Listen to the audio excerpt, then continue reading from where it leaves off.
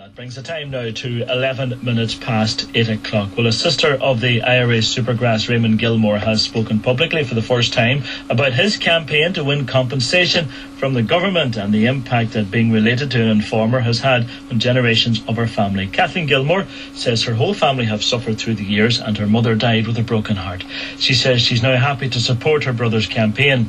We'll hear from Kathleen in a moment, but first, Raymond Gilmour has been in hiding for almost 30 years, and earlier this month he told the BBC how his life has been ruined and how he has been betrayed by his former handlers who promised to take care of him for the rest of his life. I was promised to be looked after basically for the rest of my life, and the issues never came to fruition. Was promised £500,000, decent house, pension, which I never got. All they gave me was bought a wee house for me and gave me 600 quid for 3 years, 600 quid a month for 3 years, and it just stopped. So basically, and now I'm falling on hard times, and I'm just wanting to sort of honour their commitments to me and other agents like me. Well, Raymond Gilmour spent years working as an informer in the INLA and IRA and was a Supergrass witness in one of the biggest criminal trials ever conducted here. He is now taking a claim against MI5. Well, some of his family have disowned him, but now his sister Kathleen says she fully supports her brother's fight for compensation. If they promise him what they says we're going to do, they should keep that promise. He's the one now who has to live a life sentence. I know from my family, we all went through a life sentence, so I think if he's like a fugitive now, he's living fear. Because these people wouldn't think twice of doing what they say they're going to do. I don't believe they care for life at all. They're just going down an old road, bitter Hitler's road again. Do you fear for Raymond's life still? I would say that I knew when I was over there how scared I was. So I'm only feeling with him being my brother. The fear that I've been through, so he's going to go 3 years of that. Should make sure that he gets what they promised him. All his compensation, he should get it. Because England or anywhere is not easy to live. Can I ask you, when was the last time that you talked to him? And when you did talk to him, did he tell you about all these difficulties he was having? Well, when I was over, as I said before, when my brother passed away, he didn't speak a lot about his life, where he was and what he was, or where he was. But I can imagine, from what he was saying, and from the tension on his voice, that he's living in fear. I don't think anybody should go through that. That happened a long time ago. And I don't think he would be on the radio speaking to anybody. If they had promised him what they were going to give him, to keep him in a comfortable life. Don't forget, he's no mammy and daddy anymore. A boy needs his mammy as much as his daughter needs her mammy. So he hasn't got my mammy to turn to. And what would you say to those people, Kathleen, in this city who would not be sympathetic to Raymond's plight at the moment and who are still very angry at your brother and basically take the view that he's getting what he deserves? Well, we've all been down that road. We've all been down that road. They speak full of hatred. I would say that happened that long ago. So really, I think that let's move on with our life. Raymond done what he did do. I think if he had to think right over what he did and what my children, my brothers and sisters, I only can imagine what they went through. I only can imagine what my children went through, how they were savagery, beaten, especially my last daughter, brutally beaten outside the school, going to the shops, followed the shops, beaten, called names, called Gilmour, because I was Gilmour, I was always called Gilmour. So I would say to think twice what they're going to put their family through, because we went through a life sentence as well. Nobody protected us. The doors were shut down on us. I had to fight for everything I got. So I would say to anybody, you think twice before you do, because my mother always preached to my brothers never to get down that road, to go into any organisation or any violence. She fought hard. So I'm just saying think twice. And what kind of toll did it take on your mother? My mother died from a broken heart. I was there hours before she died, putting flowers under a vase at one of the neighbours sent her. And I remember holding her hand. That's something I'll never, ever leave my mind. As I get older now, when I think about it, do you leave the world knowing that she was dying and she was going to leave the world that night she died, that she would never see Raymond again?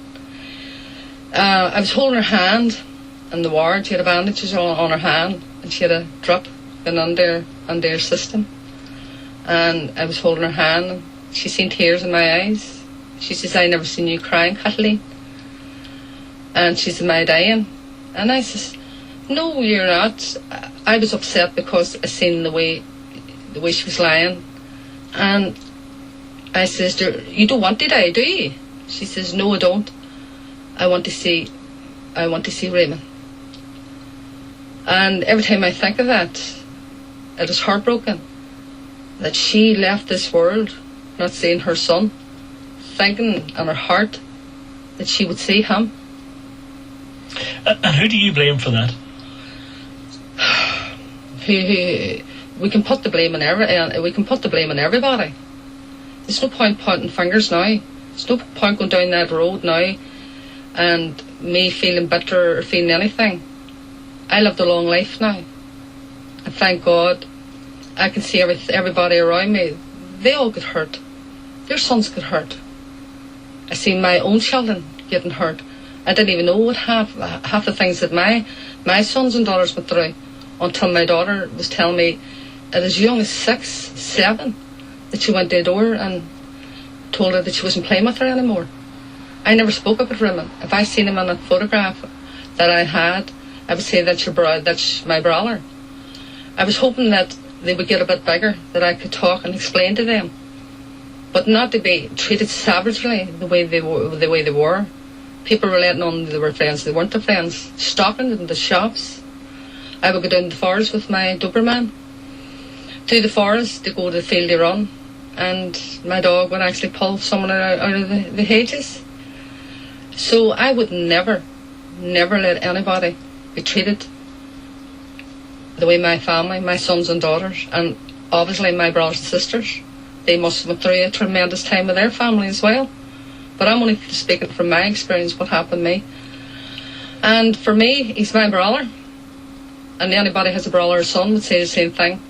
He was 18. As he says there now, 16, 17.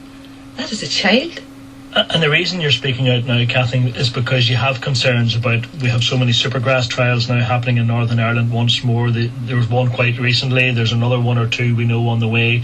We know as well that police still recruit informers because we read about it in the newspapers. And you're just anxious and worried that somebody will find themselves in the same position as your brother, and the family, like your family, will suffer.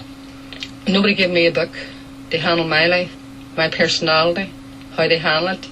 When somebody was still raw from hurt, when somebody called names at me or even spoke about my mother disrespectfully when she died, I would say they would be another road to go down.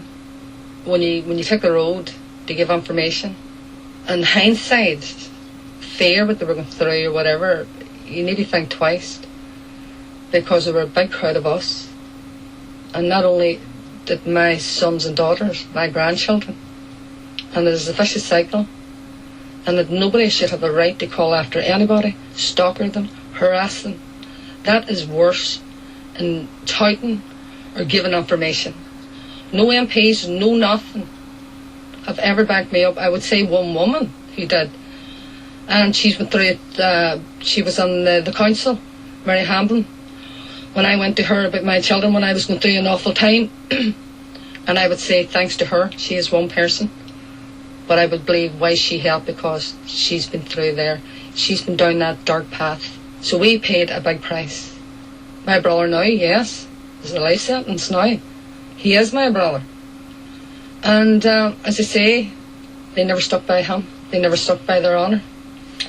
Well, we did ask the Home Office to respond to what Kathleen Gilmour had to say there, and indeed respond to Raymond Gilmour's fight now for compensation, but they say that they don't comment on intelligence matters. But we have been getting some calls to the programme this morning about what Kathleen has had to say. This person says Gilmour talking about betrayal. Ironic, he is reaping what he sowed. Another caller says Gilmour put his family through a life sentence. His actions were for his own gain. 81771 is the text number if you want to add your views to those we've already received on the programme this morning. Just remember to start your message with the word foil. 21 minutes past 8 o'clock.